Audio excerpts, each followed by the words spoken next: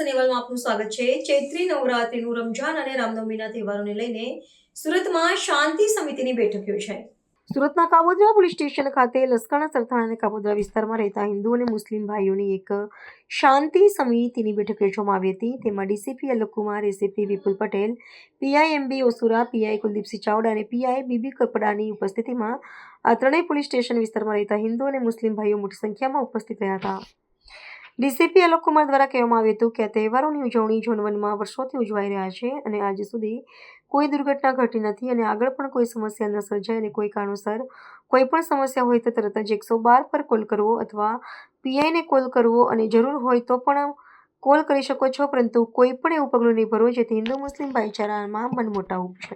आज रोज Kapodra police station के प्रांगण में शांति समिति का बैठक रखा गया, जिसमें कापोद्रा, सरथाना और लश्करना पुलिस स्टेशन के जो आगेवान हैं, हिंदू और मुस्लिम आगेवान दोनों यहाँ पे मौजूद रहे और सबको कौमी एकता बनाए रखने की सूचना दी गई।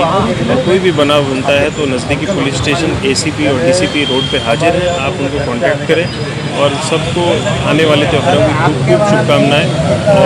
और मैं सबसे यही कामना करता हूँ कि सब आप लोग कौमी एकता बनाए रखें, कुछ भी बनाव हो तो आप पुलिस को जान करें।